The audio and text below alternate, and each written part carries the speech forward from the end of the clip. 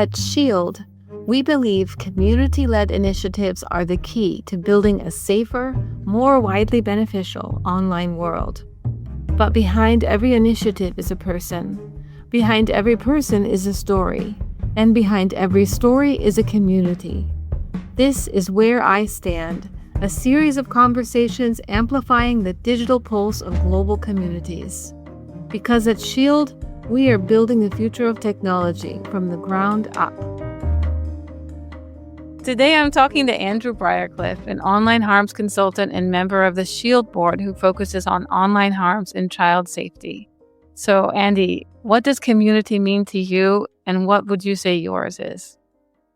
Well, thank you very much. Yeah, so I would say that community is, well, it's many different ways. You know, we have our local communities, our national communities of all genders, cultures, beliefs. It's bringing everybody together. And whilst we're in this interconnected world through all these digital means, our communities have grown. So it doesn't matter whether we're in Australia, Africa, Europe, America, or the UK. We are a global community. We're a connected global community. And that is fantastic. That's absolutely brilliant. But obviously that does complicate matters as well. So to me, to be part of a community that's helping the world stay connected safely and deal with a lot of these issues is vitally important. And certainly with Shield, for those who don't know, Shield is a community of like-minded individuals who want to bring their skills and expertise to the masses, for want of a better word, and the whole of society. So that in itself is a great community and one that I'm proud to be a member of. Thank you. And what does your community teach you about the online world?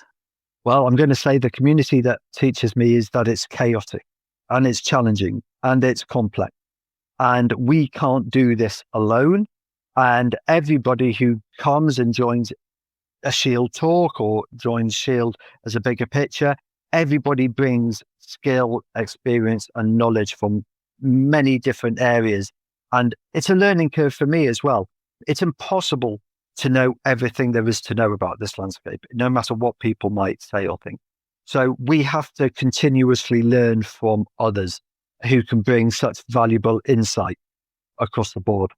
So the next one's going to be really hard for you. It's the same question for everybody. What's the single biggest online challenge or harm that your community is currently facing? You know what? That's a very interesting question. And I've thought about it a lot because I've heard this question being asked a few times directly to me and to others. And I would say that initially there's two that people usually go for. And the first one is regulation. Okay.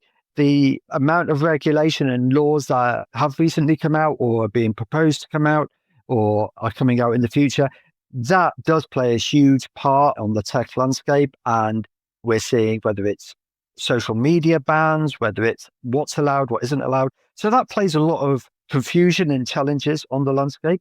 Obviously, we can't have a conversation without talking about AI and the evolution of AI, especially over the past few years, is phenomenal.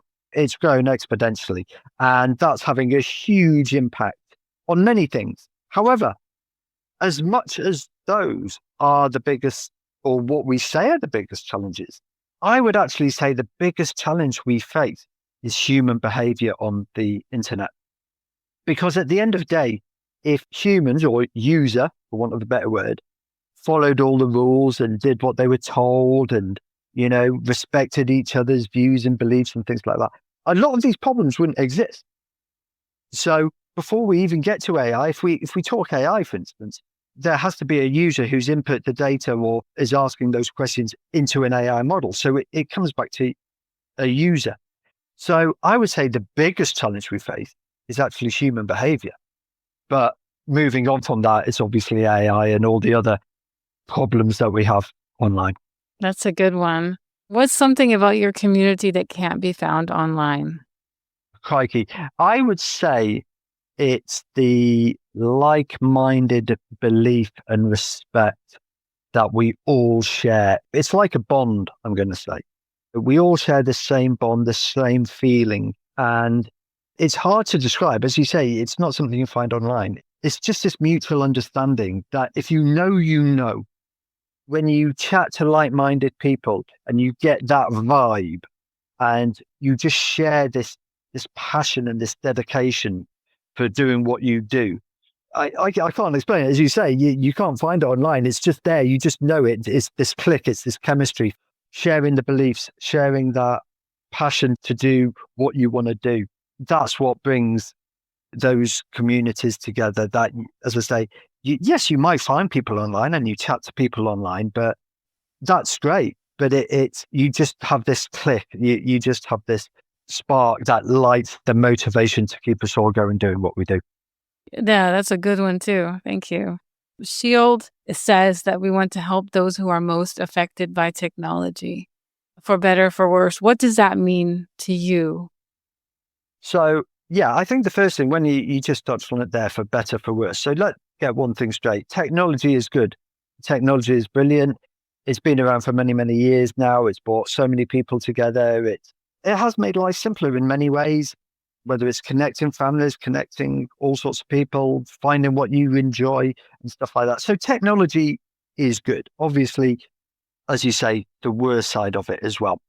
And there are some amazing people doing amazing stuff around the world about protecting communities online. And that can be people in the education field, that can be researchers, threat intelligence people, that's the content moderators dotted around the world.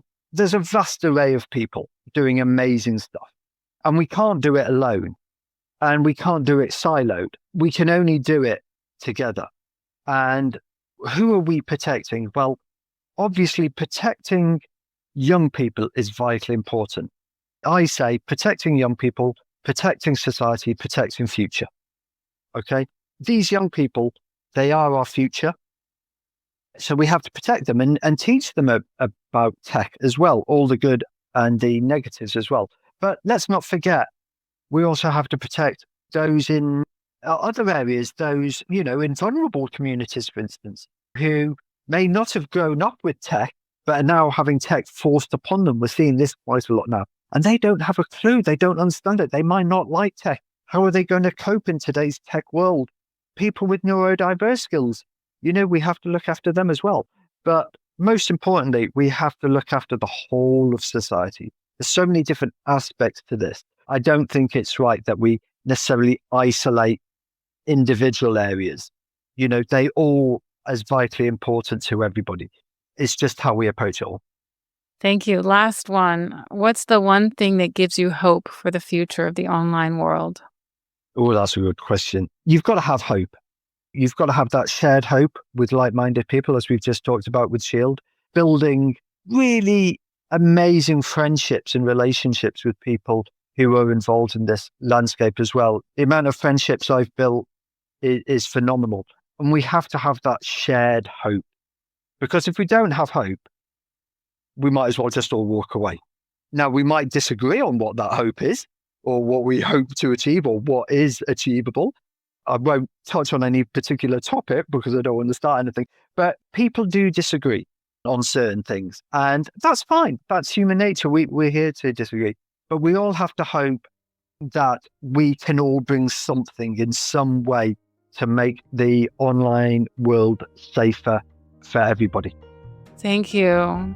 Wonderful answers. This was Where I Stand with Andrew Briercliffe.